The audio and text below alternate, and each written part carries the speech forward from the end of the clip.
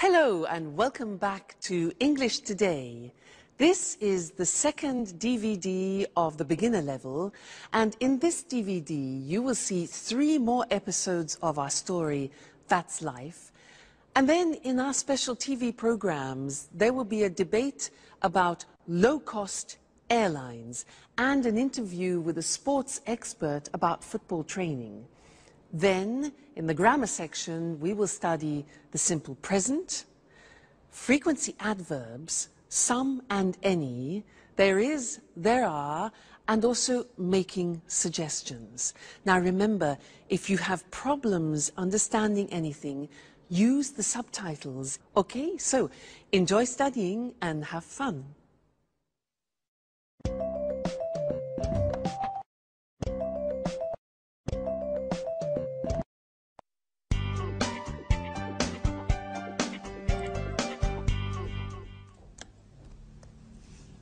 Hello, Anne. Oh, it's you, Peter. Look, this is it. Look at what? My office. Here, near my bed. Oh, I see. By the way, where are the office supplies? The computer supplies are in that cupboard over there. The folders, pencils, pens, etc. are here in this cupboard. And I also have 2 chairs. Oh, good. Are these for everyone? No, they are not. Don't touch anything, please. Okay, so you say you have all of the office supplies. No, not really. There isn't a fax machine. There aren't all the programs I need on my computer. And I guess you have an answering machine. Is it useful? I don't need an answering machine. I answer the telephone myself. Okay, you're right. This office is nice. And if you need a fax machine, I have one in my apartment. Oh, thank you. Wait a minute. Something is missing. Where's the coffee machine? All offices have a coffee machine. I'm afraid there isn't one here. There's a staff kitchen on the other side of the house. In the kitchen. We can have some coffee there. Good idea.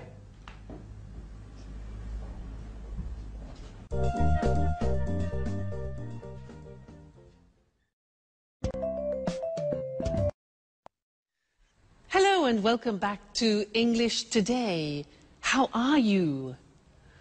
Now, in that last episode of That's Life, did you notice that Anne described her office? And the most important thing for Peter was what? The coffee machine. Strange. Now, I want to look at the language that Anne used. She used there is a and there are some. Let me explain that to you. Now, if you have a single object, for example, like a glass, then we say there is a glass on the table, or there is a hat on the table, or there is a computer on the table. Okay? Now that changes when we have more than one object. Like these pens, for example. We say there are some pens on the table. Okay? There are some pens on the table. And therefore, in this example here, books, there are some books on the table.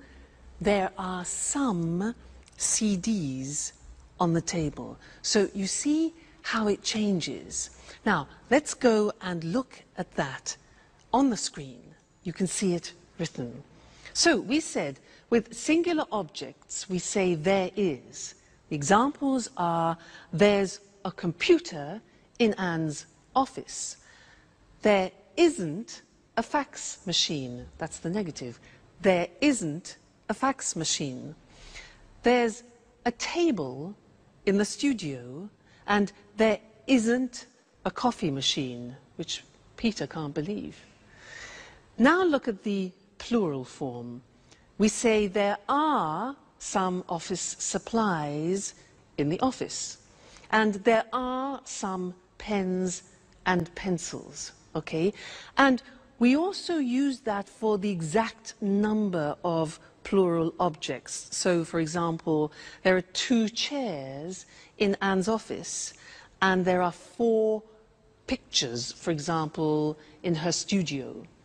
All right, so that's an introduction to there is and there are some. Now, in the next lesson, we're going to look at the difference between some and any, which is very important. So listen out for that in the next episode, and then come back here and we'll work on it. All right? See you later. Bye.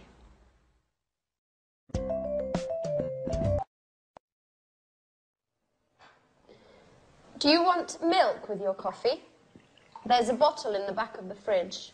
I prefer it without milk, but with some sugar. Oh, I'm afraid there isn't any sugar. Well, that's okay. Black coffee is good too.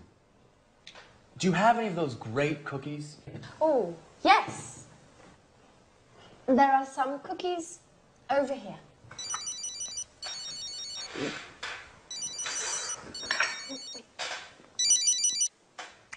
Peter speaking. What? An audition? No, not at all. I'm free. Great. Bye. Well, finally, an audition. Wonderful. When? Next Monday at the Opera Theater. These cookies are fantastic. Are there any more? There are some more in the box. Thank you. Bye, Anne. Time for music. Hey! Take your dirty napkin away from my kitchen!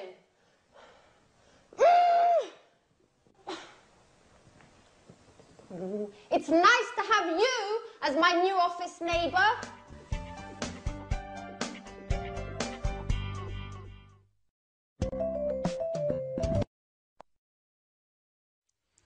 Hi again. Anne's a bit difficult, isn't she? Yeah. Now, this is a lesson about some and any. Remember, Peter said, "Can I have some coffee and some biscuits?" Well, I want to talk to you about that right now. Now, in order to understand some and any, we have to understand the difference between countable objects and uncountable objects. So, these things here are ingredients to make a wonderful English lemon cake. Let's divide them into countable objects and uncountable objects. Let's start with these. Now, these are lemons. Countable means you can count them. Uncountable means you can't count them. Can you count these? Yeah, 1, 2. So, these are countable, so there are some lemons. Now, what about these? These are nuts. Can you count these? Yeah, 1, 2, 3, etc. So they are also countable. So we say there are some nuts on the table. Now, what about this? This is marmalade. Now, can you count marmalade? Well, you can count the container, but not the marmalade inside. So this is uncountable, and we say in English, there is some marmalade. It's a singular verb. So we put it here, it's uncountable. Okay? Now, let's look at this. What's this? This is salt. Salt. Now, is this countable or uncountable for you? Countable or uncountable? Well, it is very difficult to count all the little bits of salt, so this is uncountable. We put it here, all right? Now, next thing, these two. Eggs. Countable, uncountable, 1, 2, countable. There are some eggs. This here is spices. Spices. Now, these you can count. So we say there are some spices. What about this? Milk. You can count the bottle, but can you count the liquid? No. So all liquids are uncountable, and we say there is some milk. There is some milk. So singular verb. Put that there. Now, what have we got here? Butter. Butter. Can we count that? Well, we can count a packet, yes, but the butter inside? Exactly, no, we can't count butter. So there is some butter, we put it here. Good. Now, what else have we got? Flour. You know, flour we use to make pizza, to make cakes. Is that countable? Exactly, it's not countable. It's like salt, like sugar, like coffee. So we put this here, uncountable. And the last thing, this. What's this? Water. Is water countable? No, it's not. So water goes with the uncountable. There is some water. It's quite difficult, hey? Let's look at the screen to see that written, all right? And we will do a general summary. So we said countable objects in the plural. In the positive form, we say there are some lemons on the table. There are some CDs on the table. There are some eggs on the table. So that's countable. Now the negative is there aren't any, we use any, there aren't any cigarettes on the table. There aren't any biscuits, important, any for the negative. There aren't any magazines, for example, all right?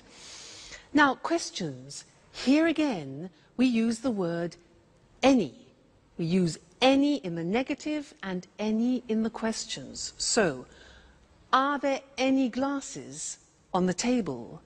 Are there any books on the table? Are there any pens? All right, so some in the positive, any in the negative, and the question form. Good. Now, let's move on to uncountable objects. These ones here. The examples are, there is, singular verb, some sugar on the table. There is some flour on the table. There is some water on the table. Okay? Negative, again, we use any. We say there isn't any bread on the table. There isn't any wine, a liquid, on the table. There isn't any chocolate on the table, all right? Questions, again, with the singular verb and any. Is there any money on the table? Is there any pasta? Unfortunately not. And is there any beer? Okay? Now, I want to add one more thing to this lesson, and it's the words this, that, these, those. Let me explain. With one object, you say this CD when it's close to you, this CD. But when it's distant from you, far away, you say that CD, this, that. All right? We hear this very often. Let me take two, plural. Now we say these CDs. When they're far from you, we say those CDs. Okay? So these, those, one, this, that. Let's see that on the screen.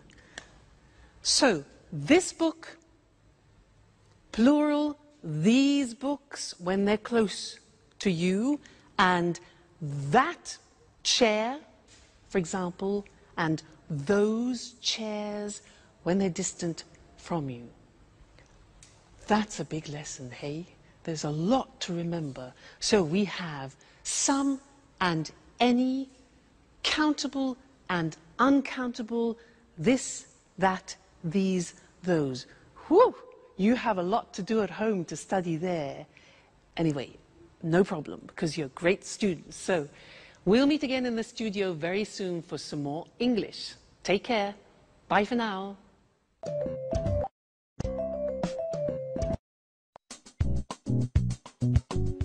Work is so hard, guys. I wake up at 6:30 every day, have breakfast, and take the train to work. Every day. I know. I get up at 7, but I have a friend at work who usually gets up at 6. Why? That's too early. It takes him an hour to drive to work. Wow, that's a long drive. Yes. But he lives in the country. I think he's lucky. Every weekend he can go for walks in the woods, not in traffic jams. I guess that's pretty nice. He lives in the countryside, but works in the city. A pretty nice combination. What about you, Sharon? What time do you wake up? I usually get up at about 9 o'clock, but I live in the city. It's easy to get to work. Yes, but you get home very late. Often 6:30 or 7. You know, I sometimes have 5 or 6 groups of tourists a day. You work too much, my dear. And you sing too much, Peter.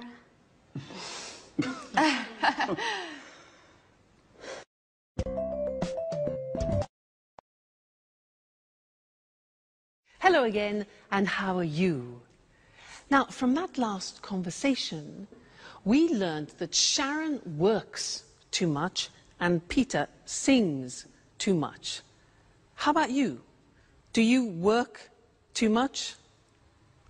What time do you get up in the morning? 6:45? 7 o'clock?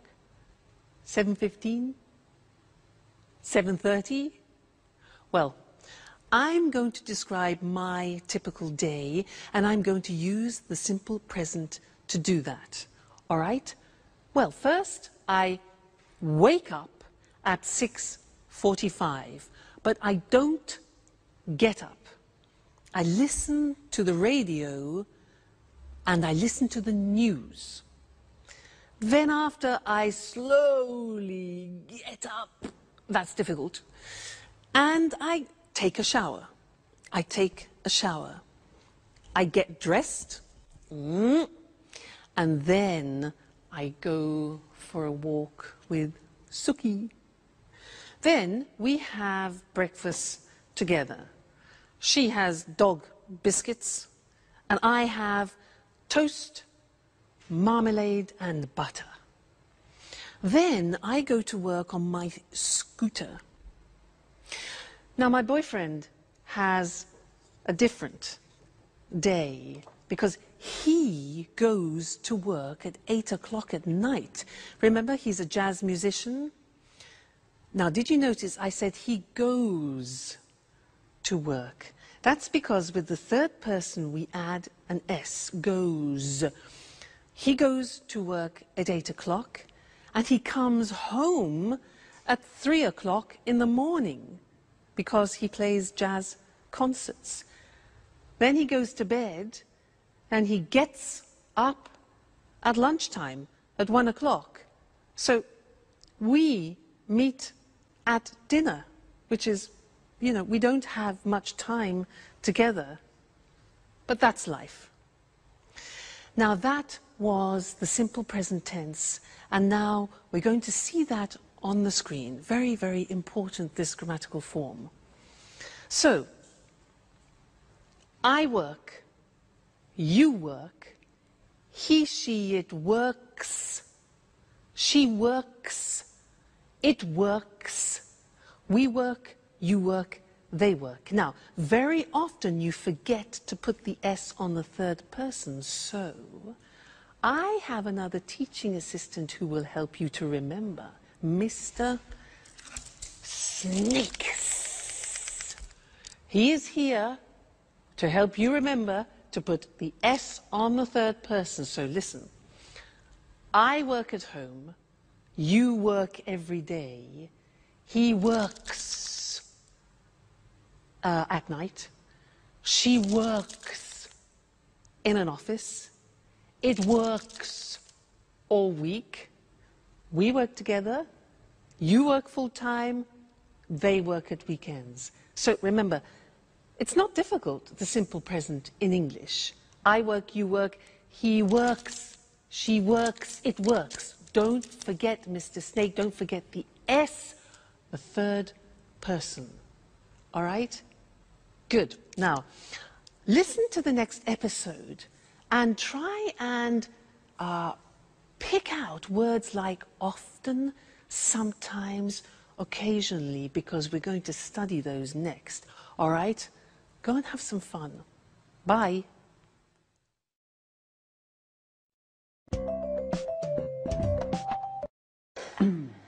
Alice, I bet you don't wake up at 6 o'clock every day.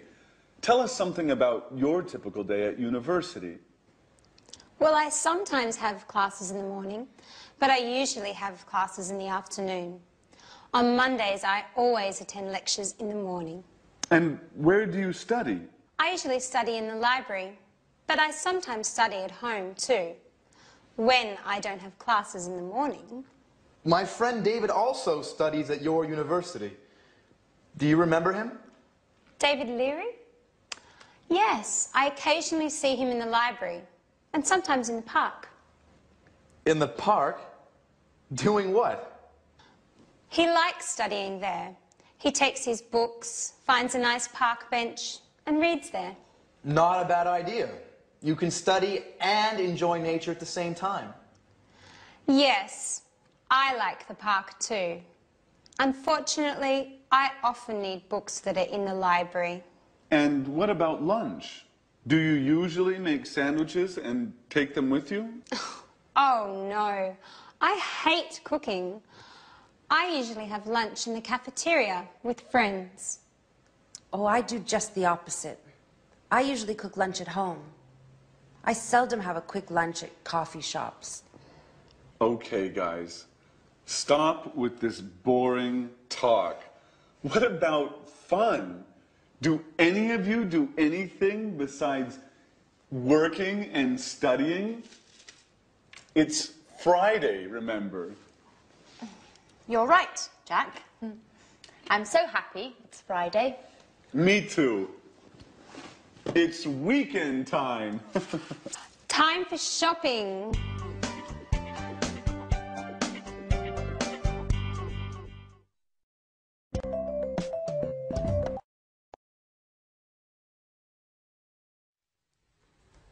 Jack really knows how to provoke Anne, doesn't he? Did you notice those words? Sometimes, always, occasionally? Because we're going to study those now.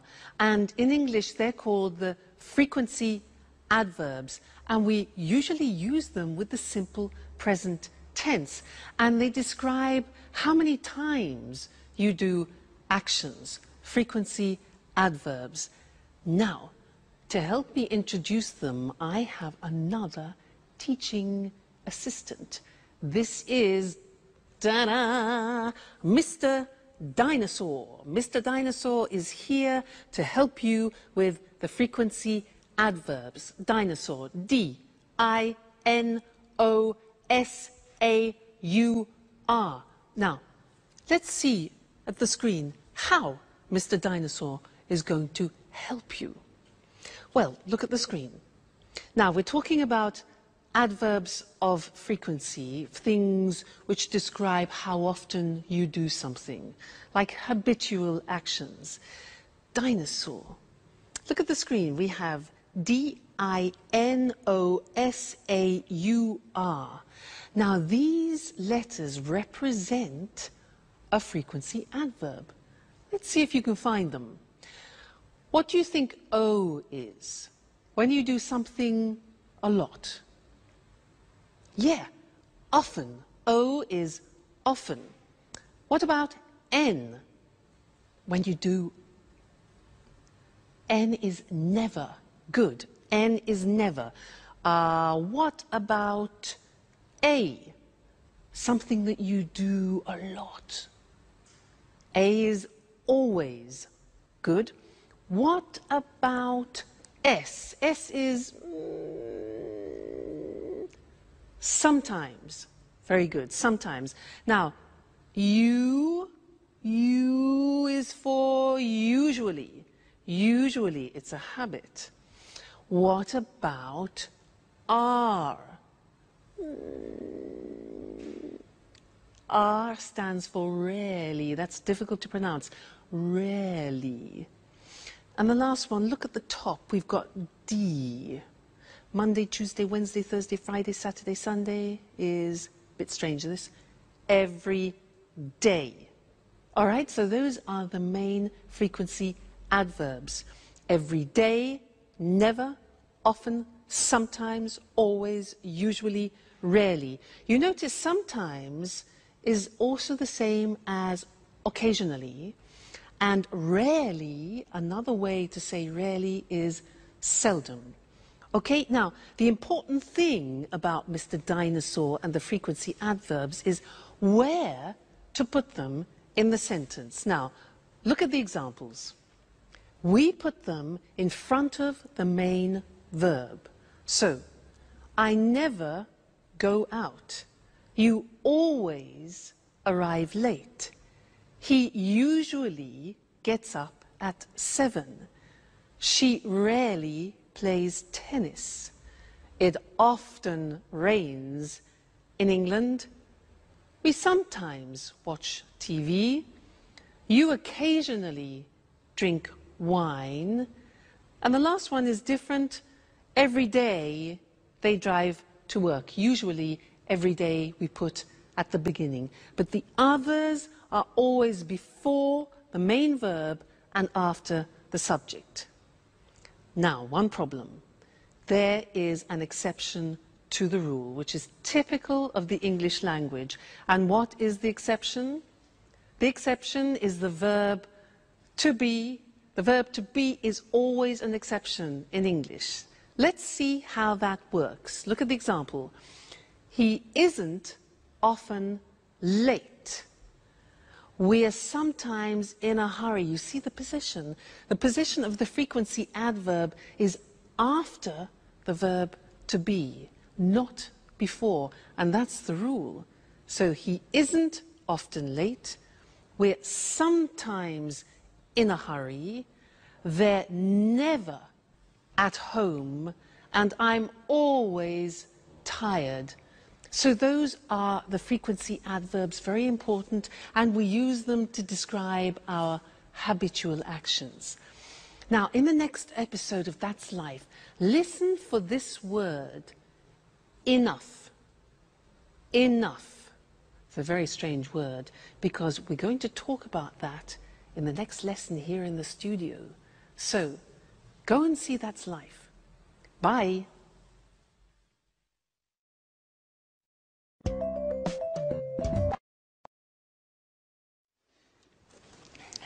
Yes, I always go shopping on Saturdays. The first thing I do on Saturday is drive to the supermarket. I sometimes go shopping on Saturdays, but usually I sleep late. I'm always so tired on Saturdays. I'm never tired on the weekend. The weekend is a time for fun. I paint, go jogging, go out with some friends. Unfortunately, I sometimes have to study. Oh, I sometimes do a little work at the weekend. When I'm free, I like going swimming, going to exhibitions, or to concerts, if I have enough money. Oh, and every Sunday, I clean up the entire flat. And in the evening, I watch TV. Oh, I never watch TV. It's boring. Peter and I like going to the cinema at the weekend. Yes, it's important not to watch too much TV. An hour a day or so, that's enough. Come on, guys. You talk like my grandfather. Work, TV, housework on the weekends. Life is more. I want you to take me to places where young people have fun. Great! Get ready, Grandpa.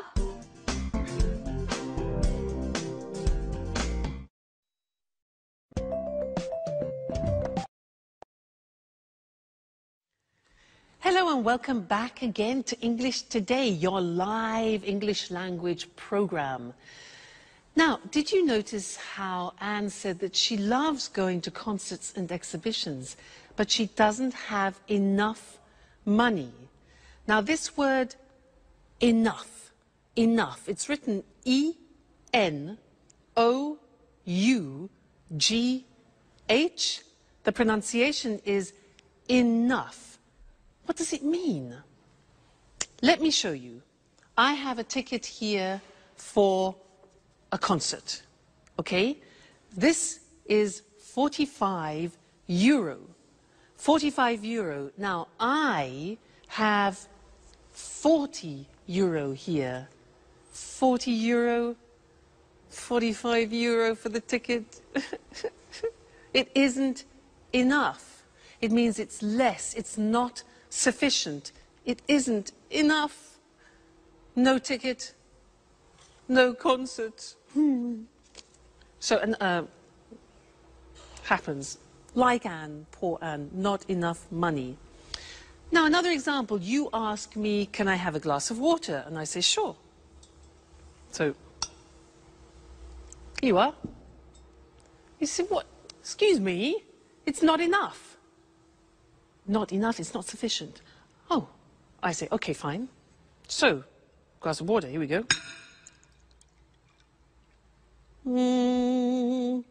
And you say, oh, it's too much. Too much.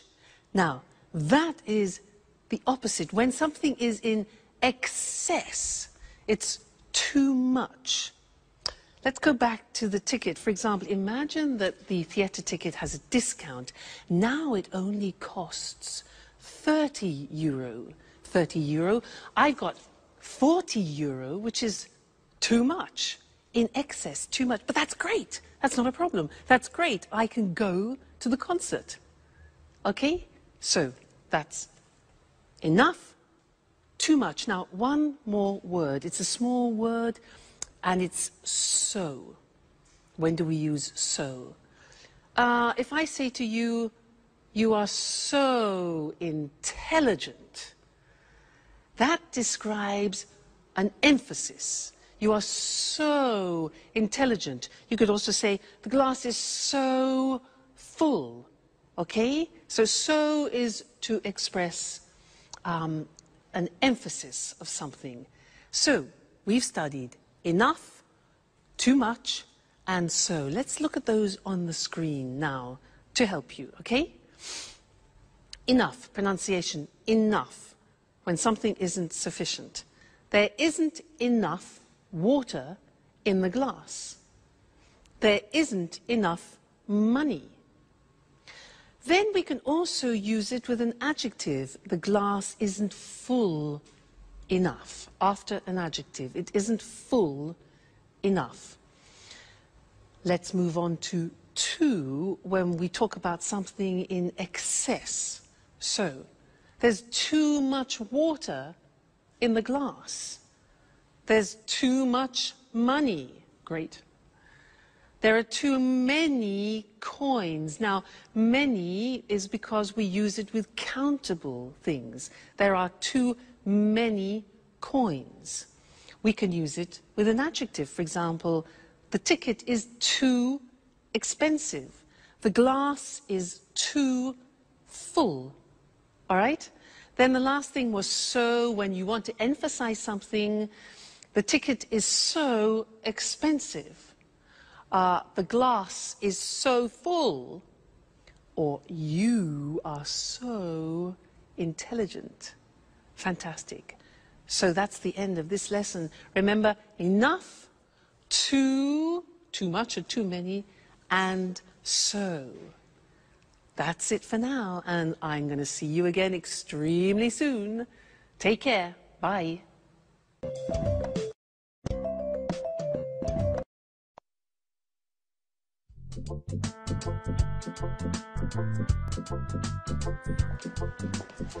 May I ask you a question, Alice? Sure, ask any question you like. I'm an open book. Do you have a boyfriend? Well, I go out with some boys, but that's nothing serious. According to my birth chart, I need some Taurians. But that's not easy now that Saturn is in Leo. I see. Anyway, I think you have a strange relationship with boys. Oh, no. I like boys very much. They're great at carrying packages. You're exceptional. Thanks, Jack. But now, stop talking about me. Let's talk about you. What do you think of me? No, really. I'm curious. What do you do at work? Oh, nothing special. You know Speedmaster, the sporting goods factory. Yeah, sure. They produce wonderful running shoes. What department do you work in? I'm a sales manager. Last month they gave me a promotion, and now I'm responsible for Southern Europe. That's why I moved here. Wow, that's really interesting. You must be very good at work. What exactly do you do? Oh, basically I look for new clients and keep them informed about new product lines and take care of their requests. What kind of requests do they have? Oh, they often ask questions about new models and prices. What do you do if they want a discount? Well, basically, I don't get mad. I listen to them and then I tell them no. Well, seriously speaking, it depends. Each client is different. If they're important, I try to make an agreement with them. Hi, Anne. Hi, Sharon. Where's Peter? Oh, Peter's preparing his audition. Well, tell Peter I wish him good luck. Do you really care?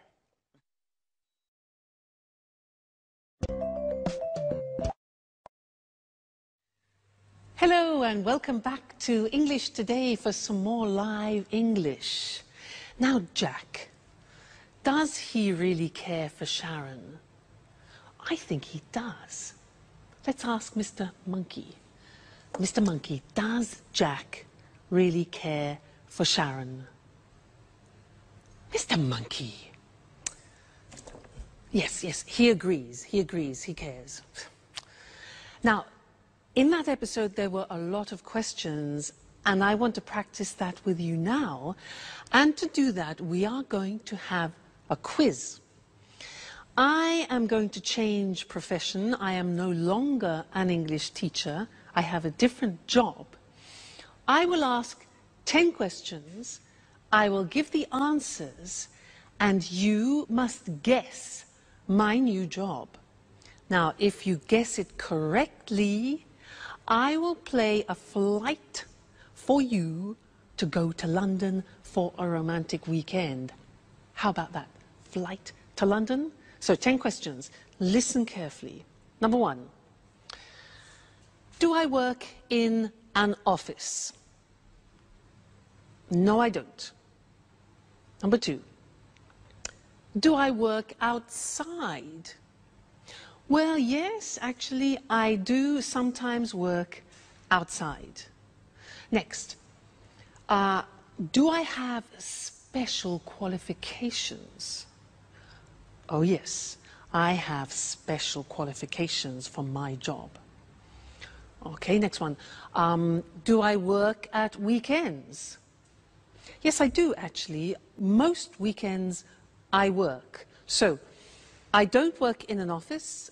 I work outside sometimes. I have special qualifications, and I work at weekends. Okay, next one.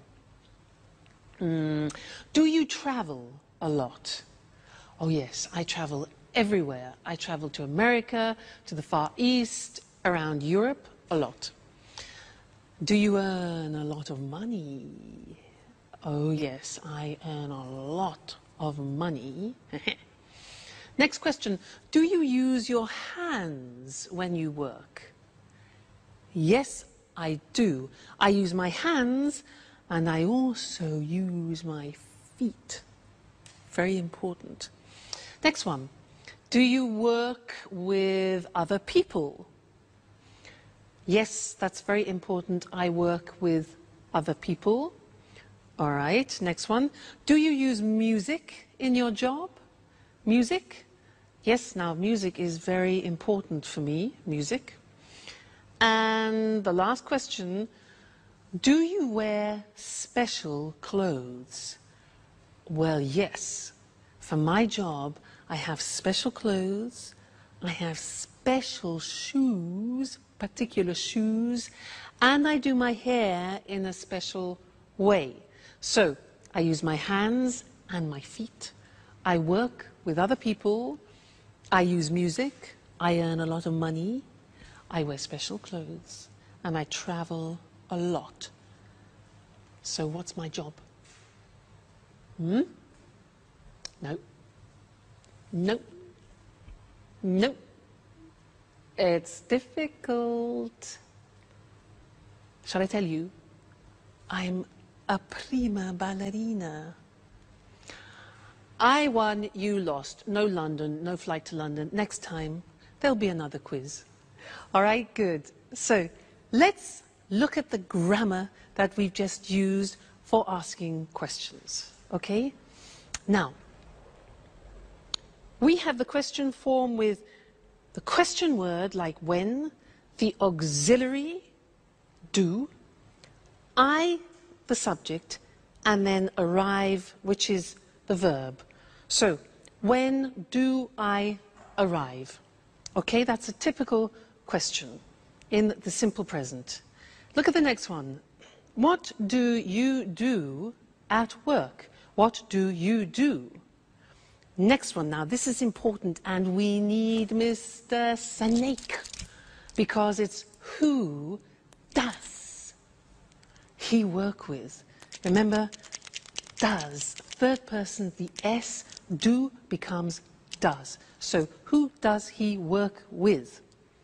Next one, why does she study? Third person. How much does it cost? Again, third person, it. When do we leave? Where do we live? And how do they speak English?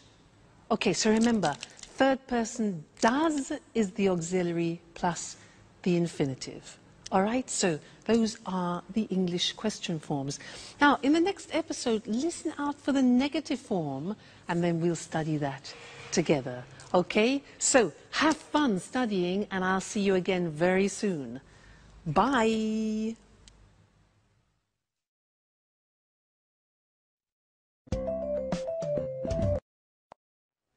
Oh, girls, we're talking about jobs. Tell me about your job, Sharon. What do you do at the moment? That's an interesting question. Really? Why do you say that? Well, you know I have a degree in archaeology, but now I'm doing something quite different. Do you have a part-time job? No, unfortunately, it's a full-time job.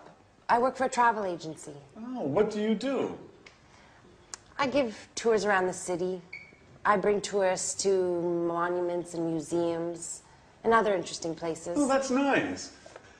Could I have you as a tour guide for one day? I'm sorry. I only work with groups, usually with Japanese people. Oh, well, I'm a black belt in karate. Very funny, but it's not enough. It's too bad. Anne, stop cleaning for a moment. Sit down and tell me about your job. Okay. I work in a publishing company. Oh, so you work with famous writers? Not exactly. I don't work with the writers. I just read their proofs and correct them before printing. By the way, do you know Paul Taylor? He works with you, right? Yes, but we don't work in the same department. He works in the advertising department. But we are good friends. Every weekend we play tennis together. Play tennis? I'm jealous. Do you play tennis too? Do you want to play with us? Well, just joking. I don't play tennis that well. Only karate.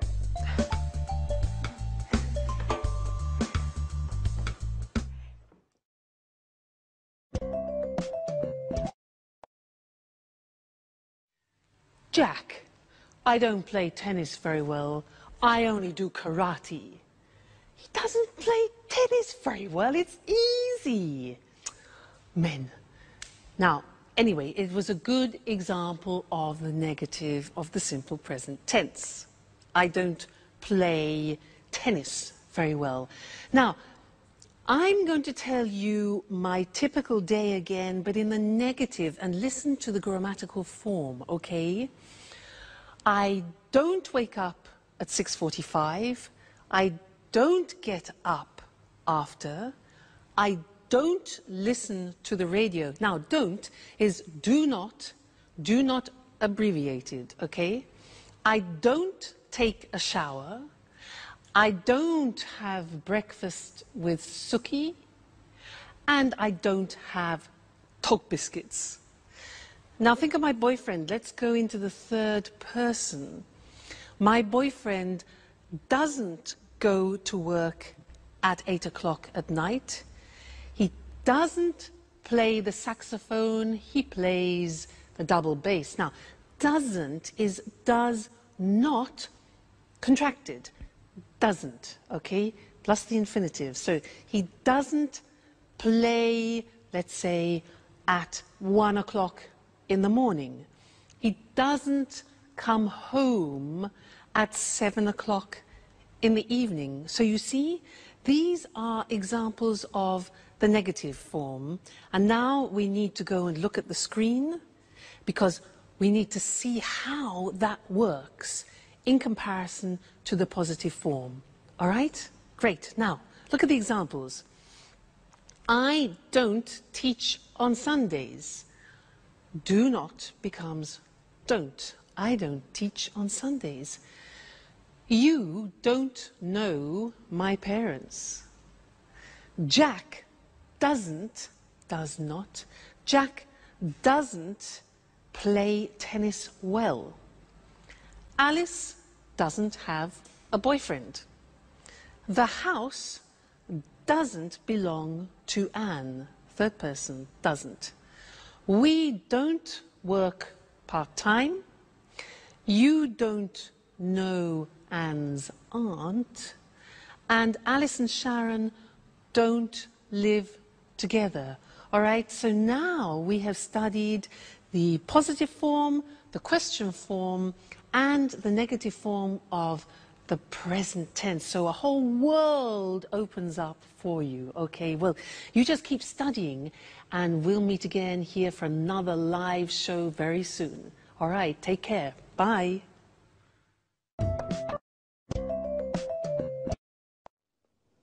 Good evening from Eric Brown. Welcome to another edition of Let's Talk. With me here in the studio are Marie and Tom. Hello, Marie. Hello, Tom. Hello, Eric. Well, today, let's talk. Let's talk about what, Marie? Low-cost airlines. Very interesting. You're right, Eric. You know, there are 90 low-cost airlines in Europe today. Really? So many? Yes, that's right. 90. Lots of people fly with low-cost airlines. Of course. It's very cheap to fly with these airlines. It's not always cheap, Marie.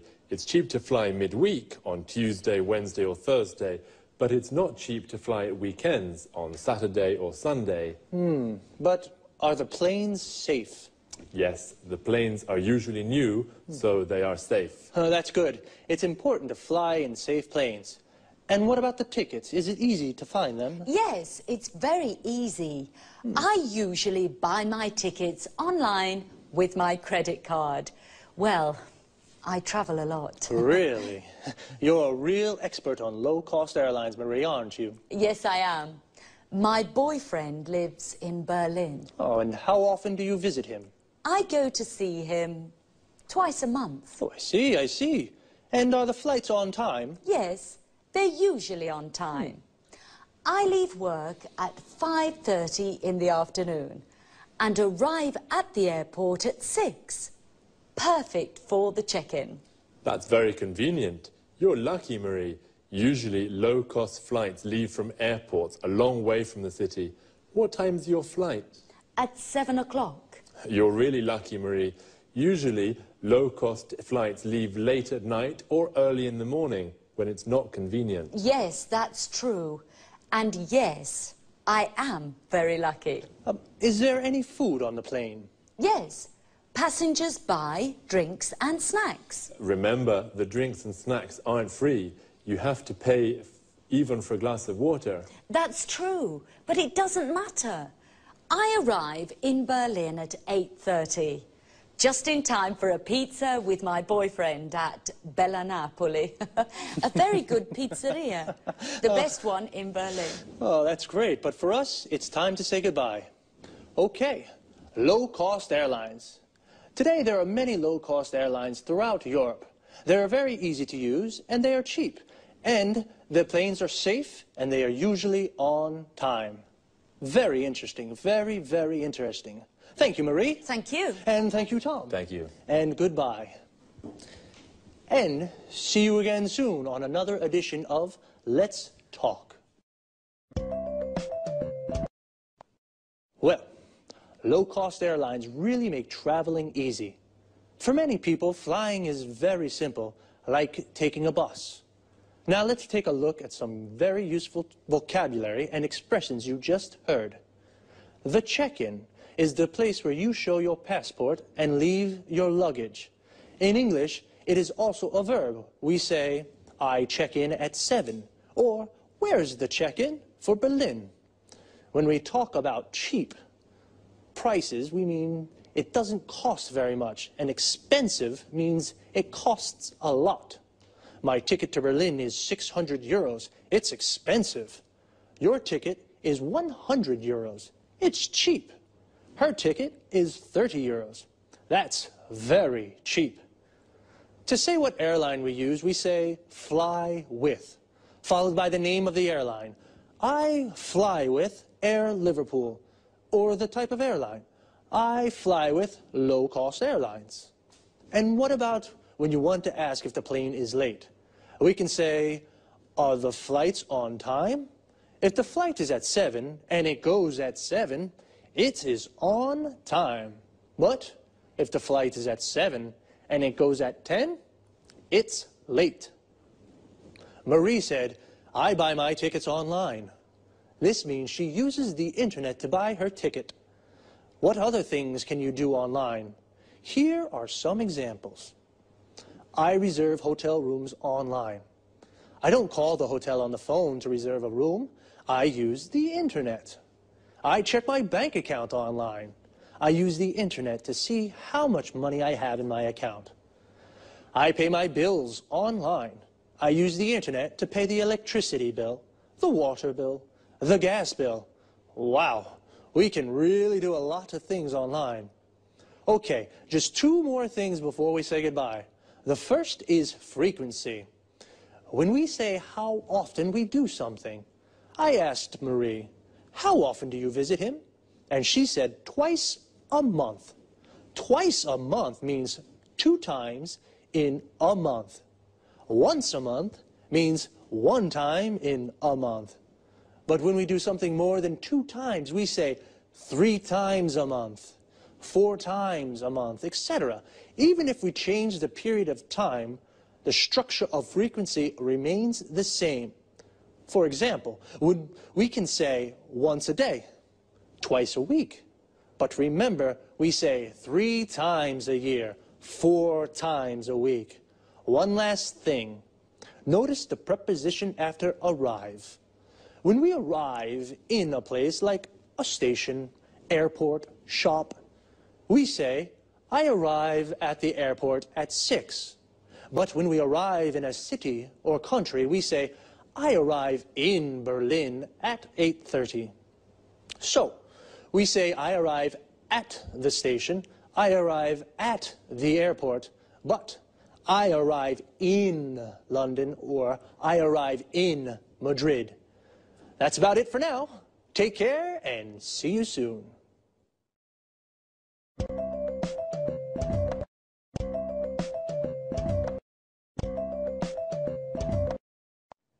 Good afternoon to everyone. Welcome to Sports Special, the program dedicated to all sports and all sports fans. I'm Eric Brown. In the studio with me is John Forbes, our sports expert. Well, John, what are you talking about this afternoon? Football. Great, my favorite sport.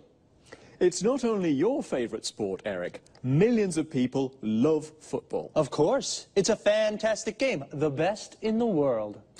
Well, maybe. But remember, Eric, football isn't only about fame, success and money. Oh, a lot of money. Professional footballers earn millions of euros. That's true. But football is also about hard work, fitness training, stretching and jogging almost every day. Really?